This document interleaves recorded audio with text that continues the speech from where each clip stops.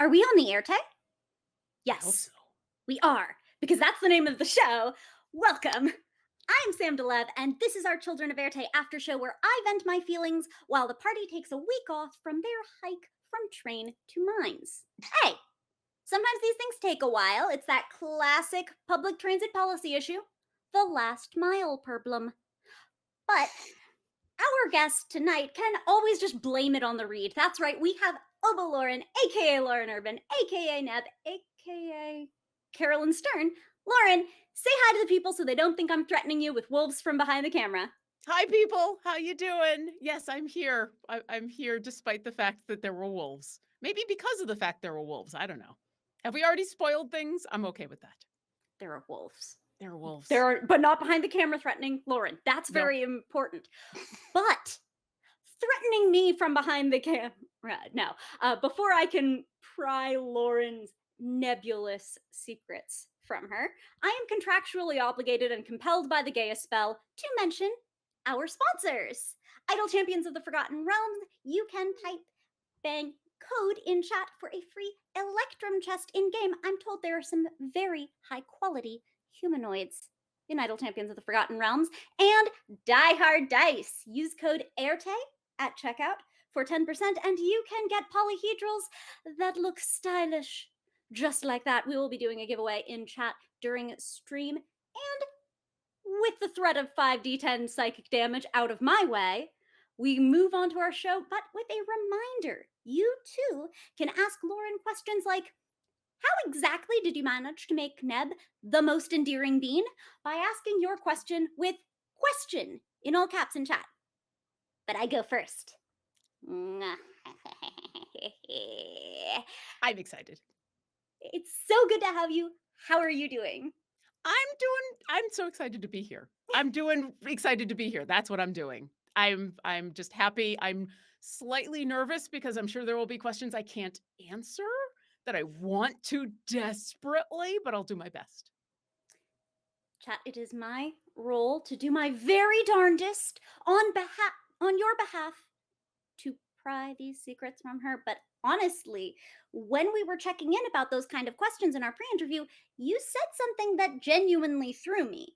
That people could probably guess your race and class, and hi, it had not occurred to me that y'all might not be playing humans mechanically in Children of Éarte, even though we understand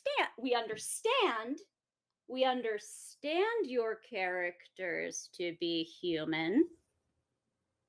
Now, my mama taught me it's rude of an NB to ask a lady what's on her character sheet, so I'll refrain. But it made me wonder how much of what's on that character sheet is flavored to a modern setting, and how much could we just throw in the Forgotten Realms? How much adjustment is there to this fairly unusual modern setting? I think there's a lot. I think especially with Neb, and I'll talk in circles again. I think it's pretty obvious after the last episode, people have a good idea what kind of magic person she might be. I'll put it that way. And because of that, the stuff that is on her character sheet, a lot of it has been reflavored, and a lot of it has kind of been reflavored. And it's been a weird, fun challenge to figure out how to make those things be modernized in a way. But most of it comes just from her backstory and where she is from. And a lot of the skills that she has are 100% right out of New York City. So, yeah. But some of the more fantastical things that have started to show up, those admittedly, those might, fit better in the Sword Coast eventually, but she's discovering those along with everybody else. Mm.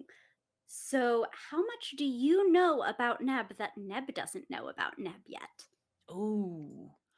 Um, I'm gonna say actually not very much. Neb doesn't have I don't think Neb has as many secrets as a lot of the other characters, which makes me excited because I am dying to find out more about all of the other characters that Neb is hanging out with.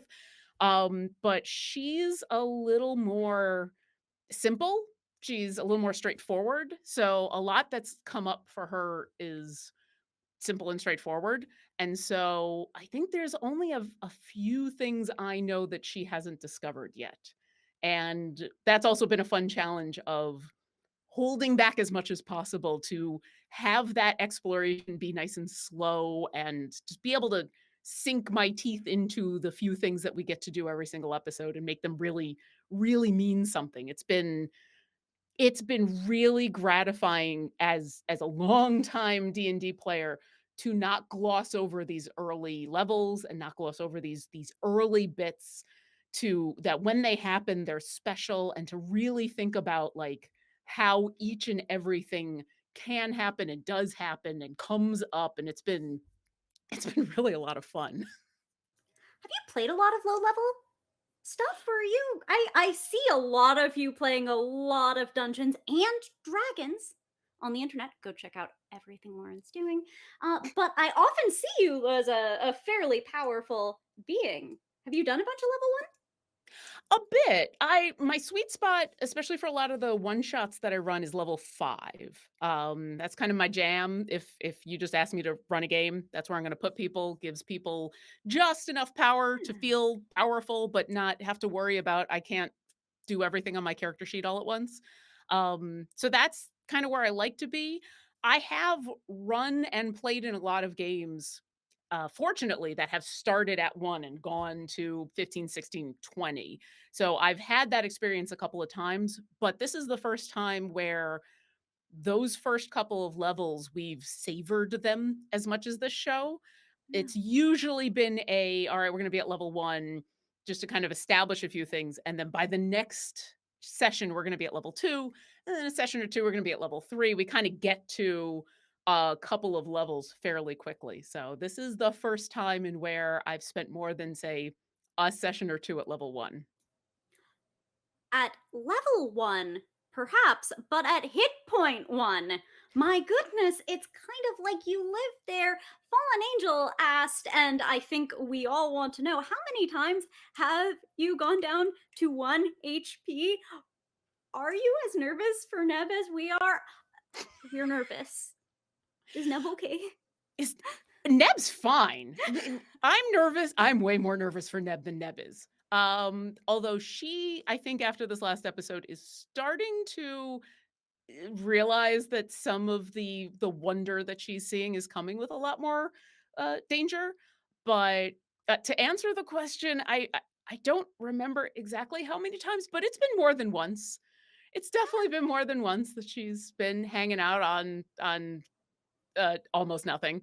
But that's what happens at this level, and that's kind of also half the fun for me is the fact that we are in a way still squishy humans just in the regular world. Like Lauren as a person only has 9 hit points, so I totally relate to this. So, That's but 8 more hit points than you need, right? you know what? It depends on what your constitution score is, and I'm just constantly working on mine. So, but yeah, I am definitely Lauren is more worried for Neb than she is. I'll put it that way. It says something very beautiful about Neb, though, because we've seen in a couple different ways with the ghost and also, yes, with the wolves of someone who puts kindness first and is very brave to do so. Can you talk a little bit, maybe, about where you think she gets that?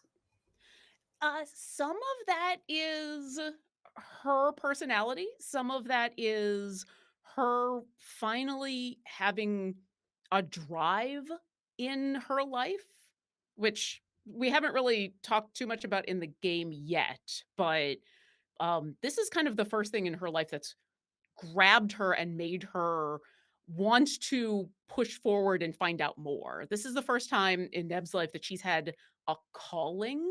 And so she's been a little more reckless than I think she would have been in other situations. Um, and it's a little bit of me wanting to have a character that is a little bit more willing to jump into the fray, willing to try things out. Not necessarily being completely reckless, not like running off into danger without even thinking, but being the person who's willing to lick the door, being the person who we're going to stand at the doorway. You had to know how it tasted. Being the person who's going to stand at the doorway and we're going to look around a little bit, but then someone's got to be the first person to enter. So might as well be Neb. So it's kind of a mixture of a couple things, but it's definitely for her, it's that she is feeling pulled towards something, and it's the first time in her life that she's feeling that, and it is exciting. What do you think ignites that drive in her for the first time? Usually, like, you'll see type A people who are always drive and then they find the vessel for it. But to kick into gear the way that we have seen Nebula do is a little unusual in a person. Is it curiosity or is there something else at play? It's a little curiosity. It's also she's young-ish. She's, mid-20s, and, um, I'm trying to remember how much we've talked about some of these things, so I don't wanna spoil too much, but I think it's pretty easy to say she hasn't known what she wants to do in her life yet, and I think a lot of people can probably relate to that weird feeling of, "I am a young adult, and I should go be an adult and figure out what I wanna do with my life, but maybe I don't know what that is yet." And she's kind of always felt that, and also had this responsibility of, "But I don't wanna just leave and go waste money or waste time or, fail at something when I don't know what I wanna do." So she's been kind of in this very stagnant place for a while, just kind of figuring out where she wants to go and waiting for a thing, waiting for inspiration, waiting for an activity that excites her for more than a couple of days. And this has grabbed her in that way. So I think she's always curious and she's someone who likes to learn. She's someone who likes to learn from other people and read and have new experiences. But it's always kind of been an oh, this is fun, this is interesting, this is nice. I like being an omnivore of knowledge, but nothing has ever become my focus. And this has become her focus, and it'll be really interesting to see the good and the bad that comes from that. Like licking doors. And then just takes a drink casually, like I'm supposed to be all right. For the record, chat, on the Éarte is not liable for any psychic damage you take from the relatability of Neb's stagnation. Yeah, yeah. It. It's I think we've all kind of felt that, even those of us who, have been lucky enough to find a calling in life, but, like, that moment, those moments of, "I need to go be an adult, but I don't know how to do that." That's where she is, or was, anyway. But I do believe that if there were an adulting manual, Neb would read it because she is such a beautifully glorious nerd. I love how much of Nebula has played a nerd support in a lot of the circumstances where you've helped. I notice when I see assists from you, they're often providing information or guidance. I know is a loaded term, but even in the non technical sense, it's a very unusual way to play support. Hmm. Well, thank you. That is I think part of that is she is an enabler of knowledge and stories. Like for her, it is, I see you doing a thing, and if I can help you do the thing, I'm gonna learn from you doing the thing. So like any time that she thinks that she can actually help with something, she wants to, but it's always in the, "Oh, you're picking that lock. I know nothing about this. I'm gonna do what I can to help you because I'm fascinated to watch this. Oh, you're learning about the history of the train. Let me pull up the goggle and see what I can help with that. Do you see this thing outside? Help that kind of thing." So it's a drive to figure things out, and there might be a little bit of that in Lauren enjoying having a character that has, um, I think this is pretty obvious. She has an intelligence score. Let's put it that way. She has a bonus. I've played a character for a very long time who had a negative to her intelligence, and I'm now playing a character that does not. And it can do some stuff that I haven't been able to do in a while. And I think maybe part of that is me reveling in that a bit. But Neb is definitely the if I can help you tell the story so that I can hear the story, what do I gotta do? That's beautiful. Gosh, dang it, Lauren, how dare you? How dare I? Truly. Uh, I'm super evil that way. oh, yeah, no, I believe that uncritically and without insight check. Evil, yes, Mhm, Lauren. But mhm. it's, I mean, there is something kind of satisfying about playing to your highest intelligence because you have the int score to enable it on the character sheet. So it's not meta if you, Lauren, are smart. Listen, I'm not gonna say that I am as smart as Neb, but it is No, that's nice why to I'm here. Oh, okay, that's good because I Smart. appreciate that. No, uh, I think it is nice to when I was building Neb, that was one of the things that I wanted her to be able to do was see the thing and investigate the thing. I wanted her to have the ability to perceive and learn about the thing because that's really important to her. And, whether that's helping other people to do it or being able to do it herself. So that was kind of where crafting her stat block, if we want to get meta about it, but crafting the way that her strengths are to be able to have those strengths in both investigating and in looking around. That was important to me It's a and important to her. rare build, but it's paying off, but it's not entirely mechanical.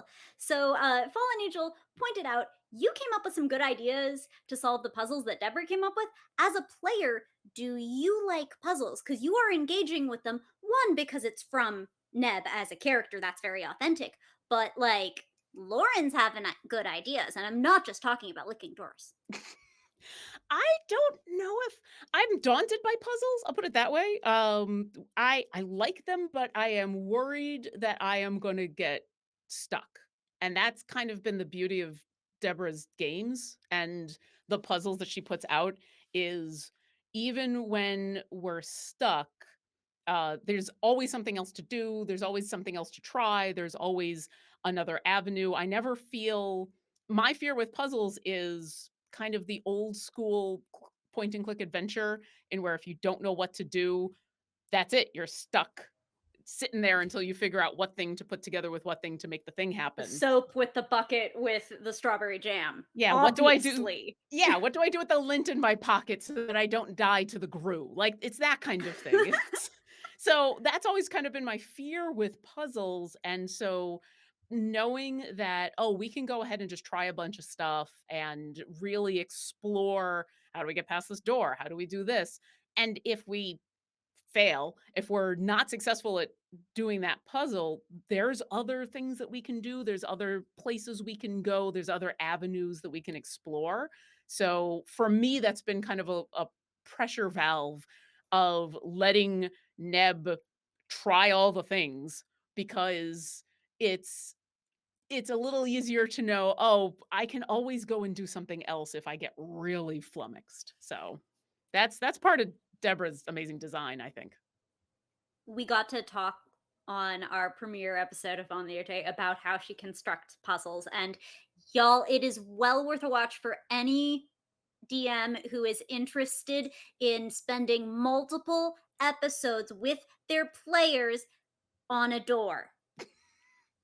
And being happy and being excited about the door, you know? That's the thing. Like it was such a wonderfully D&D cliche moment, but we were all as soon as there's a door over there we've never been able to open. Oh, really? Huh? Yeah. Hi. Okay. What do I got to do to interact with this door? We talked about what surprised her, and it was hard focusing the door. Y'all went for it. And Neb, among others in particular, I was going to say, like, really sunk her teeth into it, but, like, obviously, Mm, is it's licking the door. This is I the mean, on. she would have bit the door if she could. If she thought she had gotten something out of it, she got Yeah, I mean, it was less of a puzzle and more of a curiosity at first. It's like, oh, there's this room that nobody's been in. It's got this amazing story behind it. I'd love to know what's in there. And then everybody else was also kind of interested, and especially um since Neb has spent a lot of her life not knowing what she wants to do. Not only is she an enabler of other people's stories, she's also kind of the person that will go along with what other people say. Like, hey, let's go do this. She's the person who never knows what she wants for dinner, but will always say yes to whatever you say. Um, you know, and so that was how she ended up licking the door. Is I don't remember who mentioned it, but someone was just like, "Oh, we should try licking the door." Okay, and that's part of who she is that yeah, sure. If you think it's a good idea, I'll give it a try. And then the more we interacted with the door and the more fantastical it was, that was really the origin of, or the starting point of her sinking her metaphorical teeth into this interesting thing that's going on, that I need to know what's going on with this. I feel this drive to figure out what's going on with this magical thing. And then she wouldn't let go. The Neb's reaction to the magic has been particularly fun to watch. I mean, the lady's named for space. One might have expected a very skeptical empiricist Mhm. coming out here, and that's not at all what we've seen. How would you characterize Neb's reaction to the weirdness and the problems it brings? The Bourbons. I love Uh, problems. she is 100% fascinated, loves it all.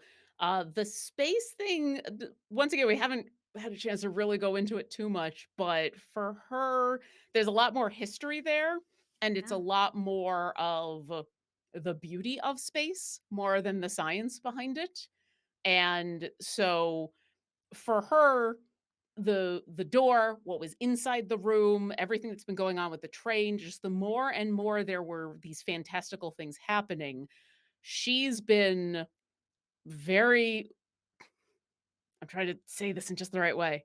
She's been on board to believe what she's seeing, believe what she's feeling, believe what she's experiencing very quickly. And it's not that she's just believing anything. I don't wanna say she's gullible, but she's not questioning her own instincts. She's not questioning her own experiences. She got burnt by this knob several times. There's no denying it on her palm. Mm. She felt what was going on with the door. They were inside the room and all those things happened, and she is convinced that what she experienced is real, and so there must be really cool things happening, and I got to find out more. Just what a good being. And it's interesting that you frame her in interested in hearing and enabling the stories of others, interested in the beauty of space.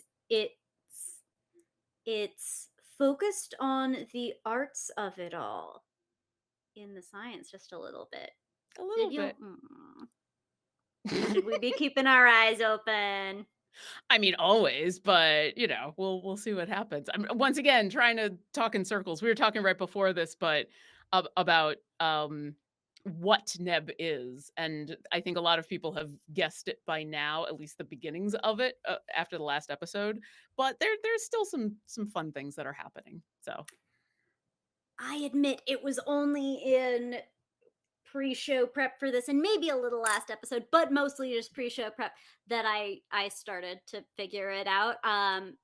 The pet rock might have thrown me in the wrong direction a little oh, bit really? because there's more than one way to have a pet rock, and I know that we are Oh, that's true. circumlocuting. Um, Oh. would you feel comfortable explaining to our audience what we are alluding to? Yeah, so, what kind of class she is. Extremely classic. I think some people might have even guessed on her subclass a little bit. But once again, like, it's I think the last couple of episodes she's had these marquee moments in where it's become, in my mind, pretty obvious. Mostly because there have been things that have happened that um those of us who are astute with the mechanics of D&D are like, "Oh yeah, well if that is happening then this and this and this." And that's super fun. Like I've been enjoying watching people figuring out all of the mechanics of our characters. Like that's been half of the joy of this. Yeah. Um so yeah, the pet rock. I hadn't the funny thing is I'd never thought of referring to the her rock as a pet rock. What? I'd never thought of it that way. She doesn't think of it as the rock will get more explanation eventually, but I never thought of it that way. That's amazing. Ooh, there we go. I'm Good. looking over at it now, like I have it. Wait. Wait, it's not just a pocket like object work rock? Oh no, it is a very specific. I mean, I have a prop version of it physically that I have. I think I might have, if I haven't shown it on screen, I've definitely had it in my hands when I've talked about like giving support to people. I thought you Um were doing object work. oh yeah, I've The got it quality of here. performance here, I thought there really was a rock, chat. There is. There really is a rock. It's I'm pointing to it right over there. So persuasive is she. I really believe it. But yeah, Neb is that what that rock is, and more specifics of it will, I hope, come up. Um, but once again, that was one of those moments in where like describing that, oh, she's gonna, feel this rock in her pocket and then do this thing, and then finally being able to pull it out and not hide it anymore was another one of those like I don't know how much she's talked about or even I've talked about how important that moment was of like, I'm not gonna hide this thing anymore. I'm just gonna pull it out and have it in my hand so people can see it. Like that was huge because she's usually got that, in a pocket, hidden away. I remember as you narrated it, it was narrated with significance. Like, this is important. I have no idea why, but this is important. Well, then Can I you feel give like us I've some done my job. hints? I'm not gonna pry too much, chat. I have to be reasonable before I become unreasonable. But can you give us some hints as to what we should look for vis-a-vis the importance of pet rock? Um, let me think. Um, so emotionally, there's a history there, which will probably come up as these characters have a chance to finally talk with each other Mm, and hopefully like they talked a little bit at dinner about each other and then we kind of went on this wild tangent of magical stuff. But these characters don't actually know each other very well yet, and so I'm excited for them to sit down and I know Neb is very curious about starting to put uh clues together, who are you, where are you from, why are you on this train. She's assuming that none of this is random. She's starting to wonder about a lot of things. And so I will say emotionally and for her backstory there's significance to the rock. um Mechanically there's a big significance to the rock, obviously. But yeah, that is a it's a touchstone in her life. ooh. Chat, make your wisdom save versus the psychic damage. Uh, that's a joke. It's healing. You're now full health. Well done, chat. I'm Well here to done. help. Alright, I believe it. But truthfully, it did not seem in any way to be random, as Tricky Bacon pointed out. Neb and Robin seemed to know each other kinda in episode one. We gonna learn more about that? I think so. I hope so. I know we're not the only characters who knew each other, or like had a connection, but um, that was a fun thing that Hope and I had talked about beforehand because of a bunch of different things. Robin has had so much experience, and as um as we were all figuring out that most of us were in New York City, at least for a time, the idea of, oh, we might have known each other, we might have encountered each other was eh, too good to pass up on. And I'm trying to remember exactly what's already come out. Oh, I'm Oh, just say whatever comes to your mind.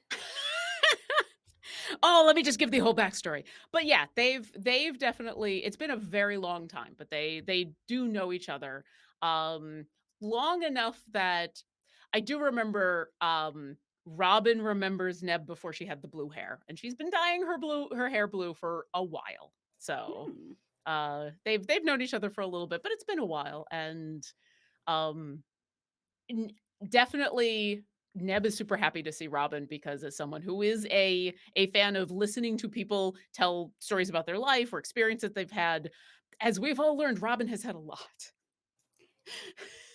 I is not the best mini game in Children of Éarte tracking Robin's jobs. Mhm.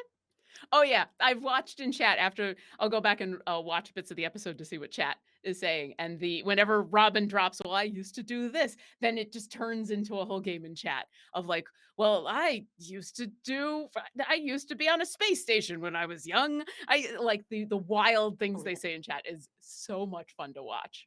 wild. I'm sorry, you think Robin wasn't on a space station? Okay, that's Far-fetched fair. theories today That's on the Erte. that's fair. I'll have to ask her. Oh, I'll have to find out. I mean, she could be an astronaut for all I know. Then we have two space friends. Uh, uh there is one we refer to being from New York and a lot about Neb's history. And one element of her background that I noticed from her very first scene was referencing her Zayde. And Mm. since then, Neb has confirmed in character that she's Jewish, which is unusual in TTRPG characters and extremely cool. Can you talk a bit about why you made that choice for your character in this? So, as I was building Neb, um, a bunch of my I mean, obviously, I am not a magical creature from New York City, but False. I mean, not yet, not that we know of. I You haven't been might on not a be from New train. York. I don't know that, but you know, So, I am from New York, but I'm from Buffalo. My family grew up in New York City. So, when I do the New York accent, it's like that's what I'm remembering my ma sounds authentic. like. It is secondhand authentic, not firsthand. And so there was a lot of very specific things that got pulled from my history or that I was drawing on when creating her because of the fact that we were creating these characters that were from the real world. And she comes from a much larger family than I do. Like Neb's family is quite expansive. I don't think she has not talked about the number of people who are living in her brownstone. She is surrounded by loving family, and the more I was fleshing them out, the more my own Jewish heritage just came up. When it was, well, this is a family of people who have a bakery in New York City. Well, of course they're gonna be making challah bread. I mean, why wouldn't they? Like, it just became, a thing. And so yeah, I did I did intentionally seed that. She is also like me in where she is not the most devout Jew, so I'm treading lightly because I don't want people to think that I know everything about this culture of mine that, you know, I've That's barely such an authentically Jewish thing, though. Oh, jeez. Yeah. Disconnection from the culture is the culture. Yeah, it's a bit. Like, I've been to a lot of, bar and bat mitzvahs, but I haven't had one myself. It's that kind of thing. So, Hmm. she's kind of in a similar situation, but that those ties to family and those words that come up, like, that's just, it was my Bubby and my Zadie. It was, these are the family members of mine. So, it just when I was, plotting out her family, those words just happened, and then it just felt right. So Well, I'm the host, so I get to just say words to you, and I get to tell you it meant a lot, and I thought it was really cool. So there. Well, thank you. It's meant a lot to me to be able to drop those little bits in there and just have them feel normal, not put a emphasis on them and have them just be, this is just who she is and just part of her, and it's it meant a lot when I was able to, especially that first episode, so thank you. Yeah. Oh, I remember hearing that she was from Crown Heights, and it's like,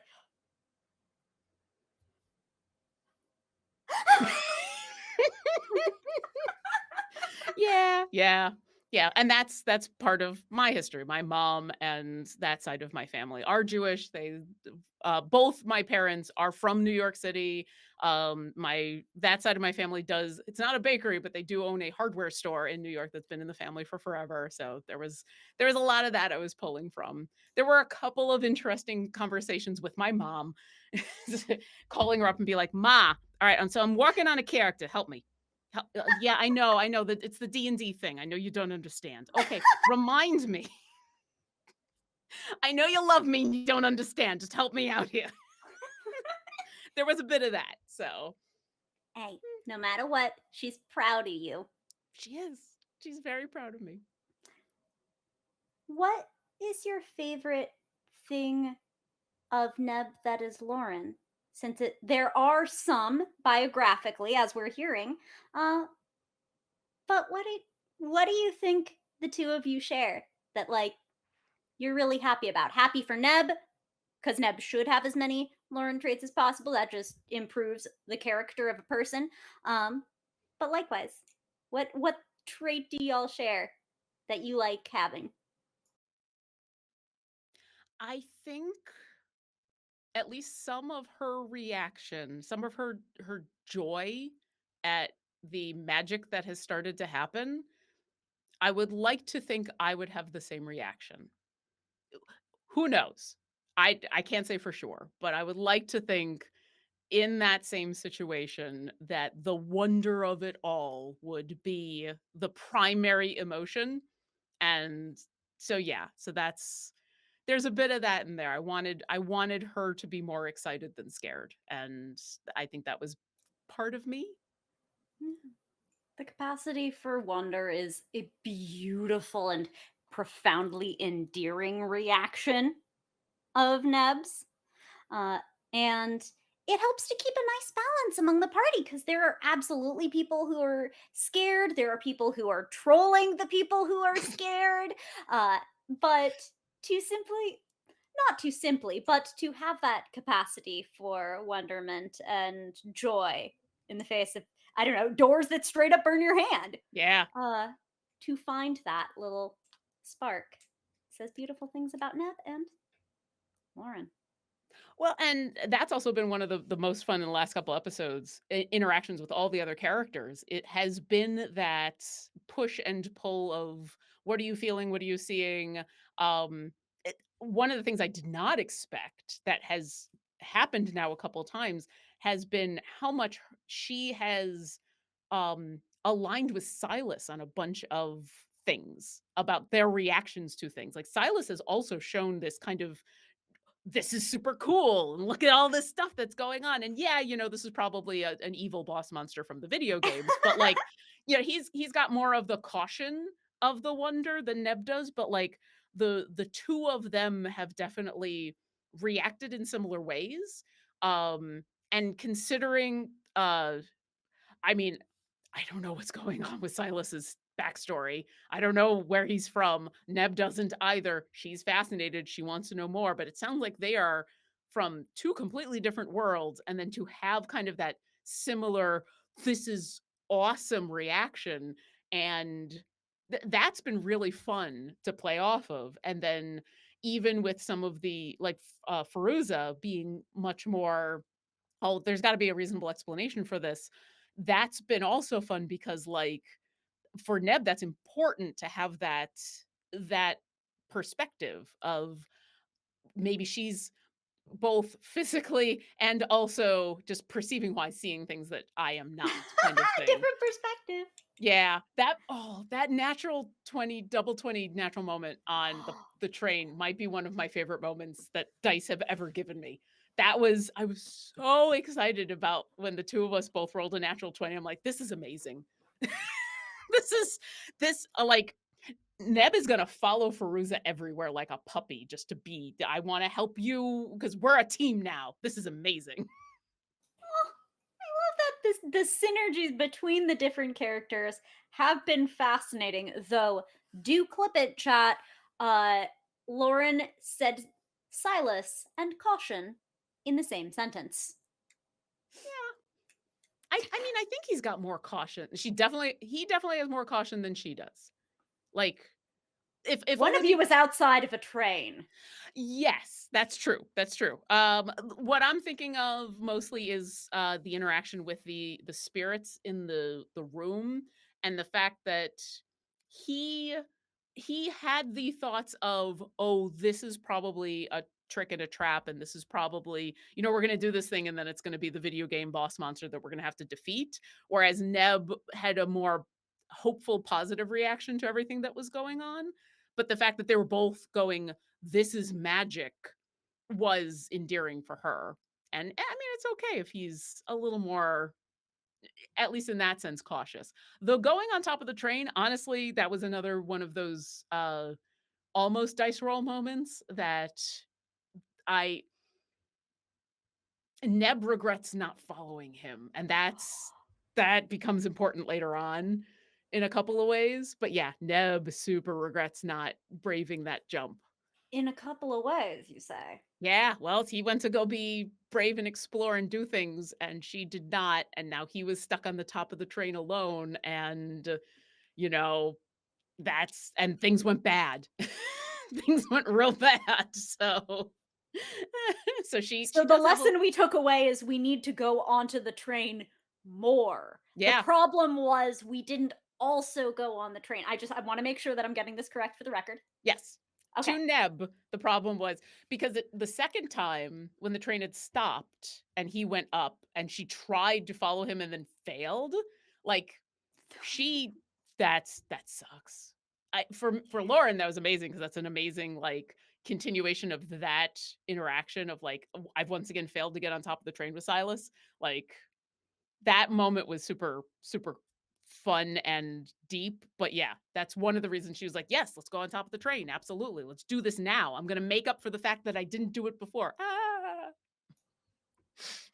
The more times that desire gets frustrated, the more rewarding it's going to be when we actually get a payoff. And we now know to look specifically for that, and for Neb perhaps being a bit more Captain YOLO in future, in terms at least of physical bravery. Because I think if you want to differentiate where it sounds like you see Silas as cautious versus where Silas is on top of trains, Mm.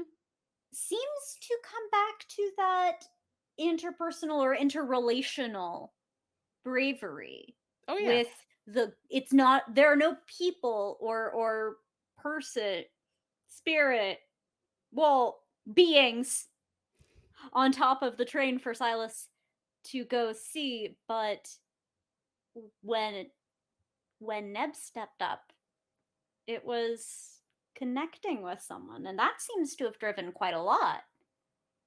Oh yeah. And when he went on top of the train, he was super calm the whole time until it was that he saw the ghost, and that's when he panicked. So for Neb, what she experienced was he was in complete control of everything until the weird thing happened. And of course, if that would make anybody surprised. So she sees the going on top of the train and the heroic, like she doesn't even really know everything that he did up there. Like she has no idea. She just knows he went on top of the train, was hanging off the side of the train, and then everything went bad because person in the room. Something, So something, a rope. Yep. yeah.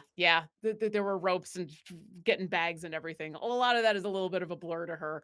But yeah, like for that's an interesting distinction for her, and it's the same thing with in being in the room, and the same thing but later on with the wolves and everything. Everything with the wolves. Well, yeah, once again, it was Silas who inspired that moment. Like, uh, honest 100% when he said something like, well, maybe we can talk with them, or maybe they can talk, or something like I remember exactly what he said, but he planted that seed in her mind when she had woken back up. And if he hadn't said that, and if she wasn't trusting of any of these people, but especially of him, of like, oh yeah, if he thinks that they can, then it's worth a try, right? She wouldn't have done it. Is I know a lot of us like to contravene the murderous reputation of Dungeons and Dragons players and make friends with all the everything. Is that a thing that you do often at your tables, or is Neb the exception among your characters? Um, a little bit of both. As a DM, I definitely like having nonviolent ways out of a lot of conflicts. I try to only have violence is the answer when it has when it is like a force of nature kind of beast, some far realms creature that there is no talking to. But that if there is a motivation there that someone wants to take the time to talk with or reason with or scare off or something, I do try to allow that as much as possible as a DM. um as a player, my characters vacillate.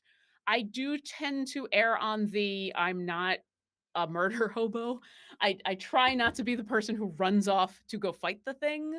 But I've definitely had characters at various levels of, oh, you've attacked us, so I have no problem defending myself and killing you. Neb, I think, is of the I will defend myself, but especially in, and we haven't gotten into a lot of battles, so I'm still learning what her inclination is. But in that instance, no, she didn't really wanna fight these things, she was just defending herself. That's why when she finally had a chance to talk to them, it was a lot of, "No, we're not your enemy, we're not food, we're not the person that you should be attacking, we should try to work together, you should just go away, this is all a big misunderstanding." For the record, chat, On the Éarte is not legally liable for any pain you may have experienced by Deborah Ann Woll's sad wolf noises. Yeah, yeah, oh, geez, that tugged at my heart, but it made sense, right? Like, oh. Oh, Yeah. How do you quickly, feel bad for murder wolves? They'll talk to them. yeah, Mhm. Also those noises. well, well, that we never would have connected with had Neb not been brave enough to be kind. Well, and she had some friends behind her to help and to literally inspire. Talk softly and carry a big pocket axe, or at least some friends with a big pocket axe. A big pocket axe or a letter opener that does a massive damage, yeah. That was the other thing that had happened in that moment, like, all of the magic that had happened up until then had been very in the shadows, in the dark, obliquely, could be possibly maybe explained in other ways. That was in the middle of the day, out in the sun, under trees in the shade. Um, with everybody just seeing and hearing and smelling and tasting everything. There was in Neb's mind after that, there was no denying this is magic. After um yeah, after Fairuza's just wailing at things on with her axe, after watching Maeve literally just here's a letter opener and I'm just gonna go be Lancelot with the thing. Yeah, And like you do. Yeah. yeah, and then get healed, and then Robin, like, diving like a linebacker on top of Neb to I save just her, like, believe that uncritically. Just yeah, there's that's just Robin. yeah, we need to ask Robin about her time as a football coach, I'm sure she's been. But yeah, like, the things that happened up until that point really just cemented, "Yep, this is magic, 100%, so why not talk to the wolves when Silas mentions it?" Right. What is weird now?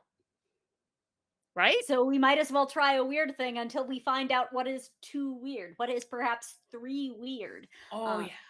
I can't wait for Neb to try all the weird things because she's going down that path now. Like, if this worked, what else will? what are you most excited for us, the audience, to learn about Neb? Ooh.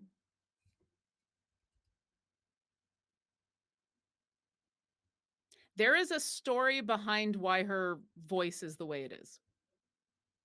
I'll put it that way. Like, my choice of her voice is a very intentional story thing. And if it comes up, I will be very happy. Whew! Cast in chat, cast in VOD. Help! I need to know this now. What are you most excited to discover about Neb that you don't know yet? There's a bunch. In it, this is gonna sound dark, but I don't mean it this way. This is, like I said, the first time that she's ever had a strong drive to do something, a pull in her life. And that can be good and that can be bad. Like, you can become obsessive about things. Like, and I don't know. I don't know which way she's gonna go. I don't know how, is this like I'm going to want to learn too much about the wrong things? Is she going to be cautious? Are there things that are gonna happen in the story that are gonna pull her or push her in one way or another? I have no idea. But this world has its hooks in her and she is ready to be reeled in. And how good or bad that gets, I am excited to find out. I have no idea. We're all excited along with you. So that brings me to my very final question from Cassius, which I love so much. I'm just going to be asking it now. What is the Erte? Demiplane, Spelljammer, pub? What do you think? What's an Erte? I mean, it's Deborah, right? It's just Deborah. It's just in her brain. And I'm happy. I'm happy to be there. We are all happy to be within the Erte, and we're so happy that you are in there with us. Lauren, who are you and where can the good people find you?